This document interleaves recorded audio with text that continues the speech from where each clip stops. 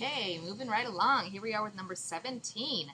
We want to find the equation of a line that goes through the point -3, 5 that is parallel to y equals -2x minus 5. Oops, -2x plus 5. Okay, so here we go. So what we're doing here is we want to use point slope form. Make sure you all can see that. Point slope form of an equation of a line, which looks like this. And the pieces of information that we need to extract from the information that we're given here are x1, y1, so here, here, and the slope. Okay, so this is x1, this is y1. Now, if it's a line that's parallel to y equals -2x plus 5, parallel lines, remember, they're lines that don't touch, like that, right? So they have the same slope. So the slope that we're going to use for our new line is also going to be -2. All right, so now it's just a matter of plugging things in. If you look at all of the possible choices, they're all given to us in slope-intercept form, so we're just going to plug this information in and then get y by itself. All right, so here we go. y1 is 5, so y minus 5 equals, the slope is -2 and x1 is -3. So here we go, y minus 5 equals -2 times x plus 3, double negatives. Distribute, distribute. Y minus 5 equals -2x minus 6. And if we add 5 to both sides, y equals -2x minus 1, which is C. Back to the C's. Okay, here we go. Remember, if you have questions, I was just about to ask if you had questions, but you're not here, so probably not. Not going to get a lot of questions right now. So if you have any, write them down, and we will go through them in class. Okay, so next one's very similar, but now we want to find a line that goes through the point 5, 1 that is perpendicular to y equals -5x plus 5. Okay, very similar approach to what we did in the last one. So we're using point slope form, and we need to find pieces of information to fill in for these specific variables. So this, we still have x1, y1 here and here. Slope, though, this is where the slope changes a little bit. Lines that are perpendicular, remember they intersect at a 90-degree angle. Well, mathematically in a graph, the only way that that's going to happen is if the slopes of each of the lines are negative reciprocals of each other. So the negative reciprocal of -5, or -5 over 1, is +1 over 5. So that is the slope that we're going to use to plug in to our equation, okay? So here we go. Let's see, I think I need to move this up a little bit. So we've got y minus 1 equals 1/5 times x minus 5. And when we distribute and get y by itself, 1/5 x minus, okay, 1/5 times 5, or 1/5 times 5 over 1, that just comes out to +1. Okay, so then, let's see. What we end up doing is adding 1 to both sides. I had to look at the answers for a minute because, like I said in the last video, this is the first time I have done these problems as well. And I know what you guys mean. When you get zeros for things, a lot of times we think that's wrong. It's not wrong. But I had to double check. I was just double checking. So we are good. The answer is A. All right. Again, make sure you're writing questions down. It's very early right now. And I have not had all of my coffee yet. In fact, I haven't had any coffee yet. So I'm still kind of waking up. All right, next, right? So another equation of a line that goes through now 2 separate points. So -3, 0 and -5, 1. Okay, whoops, can't see that. Okay, so we're again taking a very similar approach. We're going to use this point slope form of the equation of a line, but the difference with this is now we don't have a slope of an existing line. We have to find or create the slope based on the 2 points that we're given. So we remember the way to calculate slope is m equals y2 minus y1 over x2 minus x1. So again, we've got x1, y1, x2, y2 here. So that's what we're plugging in. So y2 is 1, y1 is 0, x2 is negative 5, and x1 is negative 3. So when we plug all that in, and remember double negatives make a plus, we get negative 5 plus 3 is negative 2, so our slope is negative 1/2. Okay, oops, make sure we don't go dim here. All right, so now we've got x1, we've got y1, and we've got the slope. So we're going to take all those pieces of information and plug them into this point slope formula to get our equation of our line. Okay, so y1 is 0, negative 1/2 is the slope, negative 3 for x1. Now, a lot of people ask, or have asked in the past, if we could use x2, y2. You can. You don't have to just use x1, y1, but it will work both ways. All right, y minus 0, that's just y, equals. Okay, we're going to kind of do all of this in one ginormous step. Double negatives make a plus. Negative 1/2 times x is negative 1/2 x. Okay, this is plus 3 over 1. Remember when we're multiplying fractions, multiply the numerators together, multiply the denominators together. So we get negative 1 times positive 3 is negative 3. 2 times 1 is 2. So that is the equation of our line. And that looks like option A to me. All right. Yay, done with the lines. Now we're moving on to composition of functions. Again, you are always welcome to pause if you feel the need. Okay, so g of x equals 4x minus 4.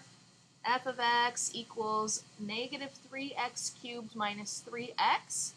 And we want to find g of f of x. Okay, so what I'm hoping you all notice, this is the way we talked about it in class, is that the f of x is inside of the g parentheses. Okay, the f is inside of the g. So we take the f equation and plug it into the g. What exactly does that mean? That means you take this whole equation and replace all of the variables in the g equation with the f of x complete equation. Okay, so what that means is everything in the g equation is frozen except, again, we're going to replace x with negative 3x cubed minus 3x. So this is how it looks. 4 times, this is this 4, negative 3x cubed minus 3x. So that's the replacing piece, and then minus 4 at the end. And now we just want to distribute and combine any like terms that we have. So we get negative 12x cubed minus 12x minus 4. And that is our g of f of x, and that is B. All right. Next, another composition of functions problem. Okay, so we've got 21 here. So we have h of x equals x squared plus 5x, and we have g of x equals x plus 4. And we want to find h of g of 4. A couple of different ways you can do this. Now that we are actually given a value to find other than just a number, we can actually take that number and plug it into the g equation, see what we get, and then take that, plug it into the h equation. Or we can just do it the same way we did in the last one, which is find h of g of x first by plugging the, since g is inside of h, we're to take the g equation, plug it in anywhere there's an h, and then go from there. So we have x plus 4 squared plus 5 times x plus 4. Now, you can certainly FOIL that out, because x plus 4 times x plus 4, that is a foiling type of a problem. But this, again, we're lucky because we're asked to find h of g of 4 instead of h of g of x. So now we're going to take all of the x's in this equation and replace them with a 4. 4 plus 4 squared plus 5 times 4 plus 4, and actually get a value. That way we don't have to FOIL. I mean, I know you all love FOIL, and I'm not going to stop you. You can do it if you really are just have this burning desire to. I don't, and I'm a math person, so that should say a lot. Okay, so we have 8 squared is 64, and 5 times 8 is 40. So 64 plus 40 is 104. That would be C. All right, let's keep it moving.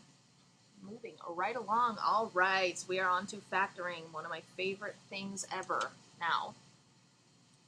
All right, so let's see, factor each completely. Let's do the first one. Let me move this over here. Okay, 2n cubed plus 5n squared minus 8n minus 20.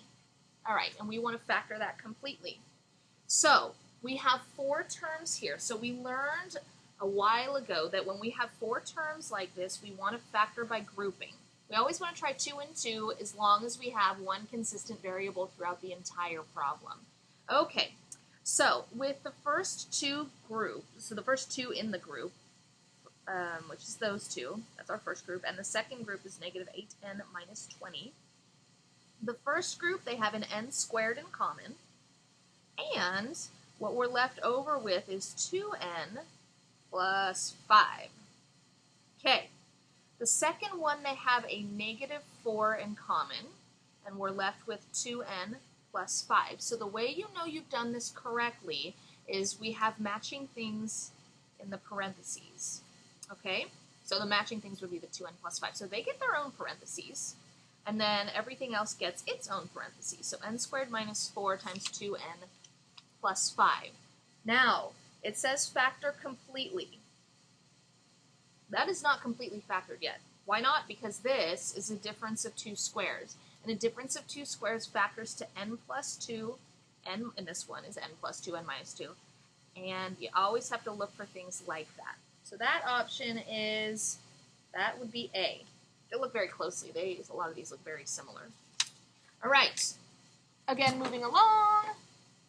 I'm going to have to stop in a minute here so I can go over and speak with another teacher. Let's see if we can make it to 25. All right, 2k squared minus 14k plus 20. Okay, so the first thing that I notice about this is I can factor a 2 out of everything. So 2 times k squared minus 7k plus 10. And then, in the parentheses, this is our lovely diamond. So in the top goes 1 times 10 is 10. The bottom is negative 7. 2 numbers that multiply to positive 10 and add up to negative 7 are negative 2 and negative 5. And then we can distribute the k and the k. So those are our 2 factors. So we have 2 times k minus 2 times k minus 5. Always want to look for something you can factor out before you go into this. Okay? Let's do 24. Let's see if I could fit 24 over here. Let's try. That's 7x cubed plus 23x squared plus 6x. Okay, so again, greatest common factor here, let's move that over a tiny bit, is an x. So we factor that out. So we get 7x squared plus 23x plus 6. That looks like another diamond to me. One that I'm sure does not look all that fun to any of you, but let's see. In the top, we get 7 times 6 is 42. The bottom, we get 23. So 2 numbers that multiply to 42 that also add up to 23, that would be 21 and 2. Okay, then you always have to make sure that you bring down, when you bring down this leading term, you bring down the coefficient with it, okay? Because otherwise you're not, if you don't do that and reduce the fractions, you're going to get something that is completely incorrect. 7 and 21, we can divide both those by 7, so we get x and 3. All right, so those are our 2 factors. So we have the x that we originally factored out, we're going to bring down. Oops, sorry about that, you guys. X, then we have x plus 3, and then we have 7x plus 2. That is the end of that one. Let's see, that looks like number or letter B. Okay. Let's do one last one. Let's see if we can fit it in. 25. Which of the following shows a complete factorization of 12x squared minus 36x plus 15? Okay. The very first thing that I notice, again, greatest common factor of all of these terms is a 3. So that's what I'm going to do first. Let's factor that out and get 4x squared minus 12x plus 5. Okay, so now, I know you all love the diamond, so that's what we're doing. Lots of practice with the diamond. Where did the 20 come from? 20 is 4 times 5. A lot of us kind of tend to only go for the last number, but make sure it's A times C, not just C. So 2 numbers that multiply to 20 that add up to negative 12, negative 10, negative 2, and again, this is another one where we want to bring down this 4x and reduce each fraction. So if we divide both of these by 2, we get 2x negative 1. That's completely reduced. In this one, we also divide by 2, and we get 2x negative 5. It's our other factor. So we get 2x minus 5, 2x minus 1. Okay, so that is 2x minus 1. That's D. All right, we are going to stop for this round of questions and stay tuned for the next video.